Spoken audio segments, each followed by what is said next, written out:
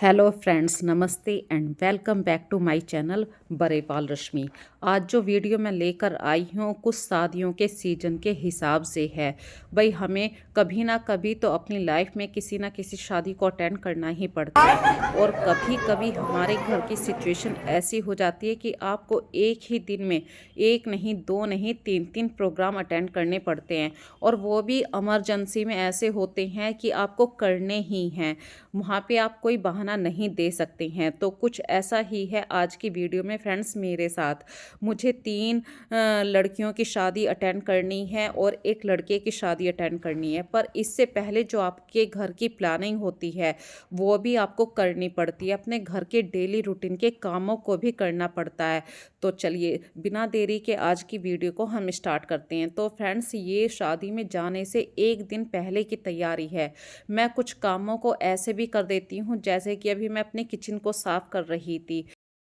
तो जैसे ही किचन के बर्तन साफ़ हुए, ये कुछ आर्टिफिशियल फ्लावर हैं, इन पर भी मुझे कुछ डस्ट दिखाई दी क्योंकि फ्रेंड्स 3-4 दिनों से काफ़ी तेज़ आंधी भी चल रही है। तो शादी वाली बातें तो मैं लास्ट में आपको वीडियो शेयर करूँगी, वीडियो पूरी तरीके से दिखाऊँगी। पर यदि आप कहीं पर जाते हैं, तो आप अपने घर को इस तरीके से सही से ऑर्गेनाइज़ करके जाइए कि जब आप वहाँ से आएँ, तो बिल्कुल भी फैलावा दिखाई ना दे। हर चीज़ ये व्यवस्थित करके यदि आप जाते हैं तो बहुत हद तक आप अपने घर को कंट्रोल कर लेते हैं। और फ्रेंड्स जाने से पहले ये तो है नहीं कि भाई भूख नहीं लगती है, भूख भी लगती है। तो आज के दिन की जो प्लानिंग है दोपहर के खाने की फ्रेंड्स मैंने बनाए हैं छोले चावल। और हर किसी घर का एक रूटीन अलग होता है। तो देखिए सुबह जब मैंने पूजा करी थी, जो भगवान जी के वस्त्र हैं वो मैंने धो के यहीं पे बर्तन वाली जो जगह है वहीं पे रख दिए थे। और गर्मा गर्म चाय को एंजॉय करते हुए प्लानिंग चल रही है माइंड के अंदर कि भाई क्या करेंगे, कैसे किस काम को करेंगे। यदि आप एक पेपर पे लिख लेते हैं कि भाई ये प्लानिंग आप इस टाइम से करेंगे, इस टाइम तक अपने घर के सारे काम निपटा लेंगे, इतना टाइम आपको पार्लर के अंदर देना है, 2 घंटे आपके आने जाने में। यदि आप हर चीज़ को एक रूटीन के अंदर लेकर चलेंगे तो आपको किसी भी चीज़ का बर्डन नहीं होगा। आप एक दिन में 2 नहीं 3 प्रोग्राम आराम से अटेंड कर सकते हैं।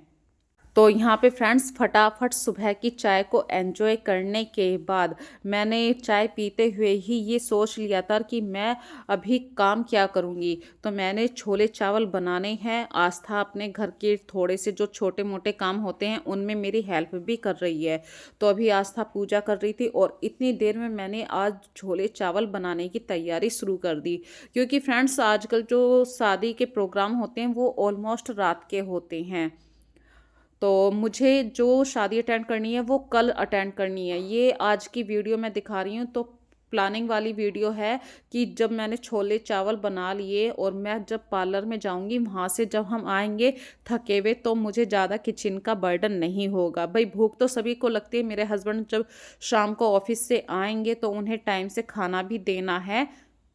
और मेरे हाथों पर जो मेहंदी लगी हुई है उनका कलर निकल जाएगा। तो इसलिए मैं आज दोपहर में ही खाना बनाने की कोशिश कर रही हूँ, ताकि रात को थोड़ा-सा गरम करके हम मतलब खाना खा लेंगे। और इसी तरीके से आपको किचन को अच्छी तरीके से साफ सुथरा भी करके जाना है। अक्सर हम क्या गलती करते हैं कि कहीं पर जाते हैं तो हमारी किचन ऐसे ही फैली हुई, मैंने कई घरों में छोड़ देखा है कि ऐसे ही बर्तन पड़े हैं तो फ्रेंड्स वो बर्तन सूख जाते हैं। ये मिस्टेक कभी ना करें।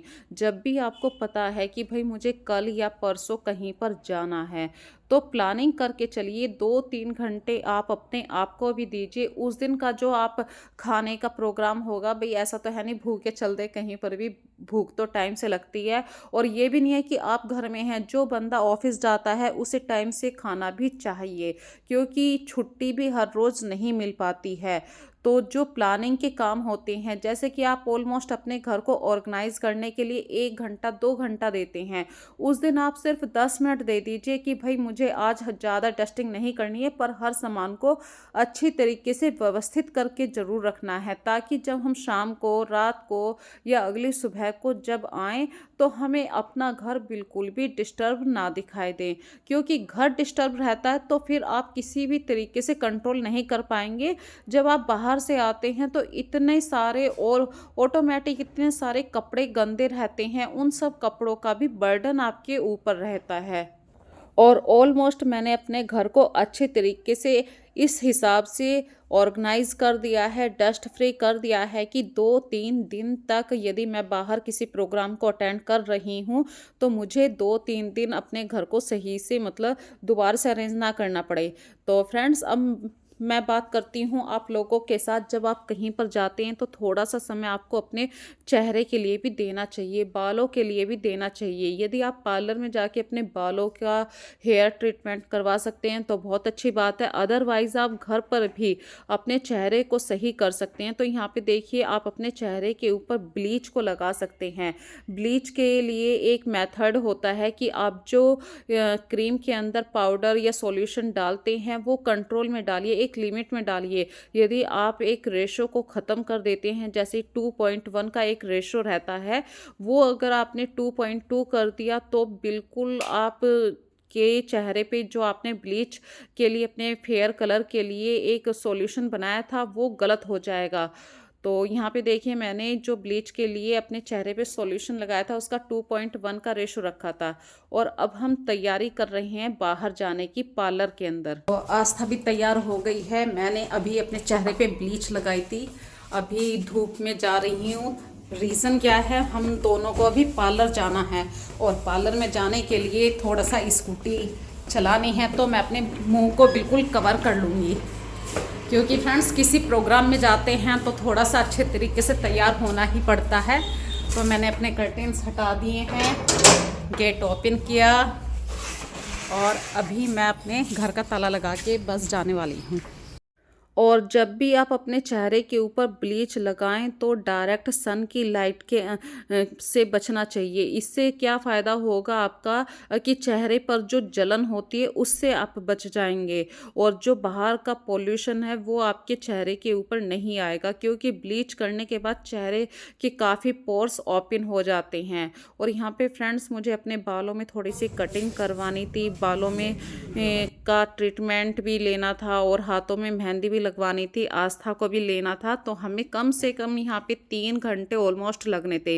इसीलिए मैं कह रही थी, यदि आपको पता है कि मुझे किसी प्रोग्राम में जाना है, 3-4 घंटे बाहर लगने वाले हैं, तो आपको अपने घर के सारे काम इस तरीके से मैनेज करने हैं कि जैसे ही आप यहाँ से थक कर जाएंगे तो घर की किचन में आप जब लगेंगे तो आपको ऐसा लगेगा कि ये किचन कभी ख़त्म नहीं होती है। तो कुछ कामों को इसीलिए मैं कहती हूँ कि थोड़ा सा टाइमली कर लीजिए। और मेहंदी लगवाने में फ्रेंड्स ऑलमोस्ट 1 घंटा तो आराम से लग जाता है। और यहाँ पे मैंने ज़्यादा मतलब भरी हुई मेहंदी नहीं लगवाई थी, मैंने जो अरेबियन मेहंदी होती है वो लगवाई थी और बहुत ही अच्छा इसका कलर भी आया था। तो मैं जैसे ही पार्लर का काम ख़त्म हो जाएगा मैं घर चली जाऊँगी। आस्था अभी पार्लर में काफ़ी 1-1.5 घंटा देगी क्योंकि उसके बालों में थोड़ा सा स्पा का भी काम है। तो इस तरीके से मैंने अपने घर के जो काम होते हैं उनको भी मैनेज करा, अपने आप को सही से मेंटेन करने के लिए अपने फेस का ध्यान रखना, इन सब बातों को भी मैंने एक टाइमली ध्यान रखा है। यदि आप बाहर जाते हैं तो हर चीज़ का प्लानिंग करके चलते हैं तो आपको कभी भी चीज़ों को एंजॉय करने से कोई नहीं रोक सकता। और फ्रेंड्स, रात के वक्त की ये वीडियो है, हम आ गए हैं मेरी छोटी बहन के घर पर जो कि बाहर रहती है, मेरठ से बाहर रहती है। और यहाँ पे 3-4 दिन का प्रोग्राम है, तो मैं सिर्फ एक ही प्रोग्राम इनका अटेंड कर पाऊँगी, दूसरा प्रोग्राम दूसरी शादी का है, फिर तीसरा प्रोग्राम है। इस तरीके से यदि 1-2 दिन के अंदर आपको काफ़ी सारे प्रोग्राम अटेंड करने हों तो अपने घर में फुल एंजॉय के साथ उन्हें अटेंड कीजिए, घर के कामों को बर्डन मत समझिए। चलिए फ्रेंड्स, फिर मिलेंगे एक नई वीडियो में नए कॉन्सेप्ट के साथ।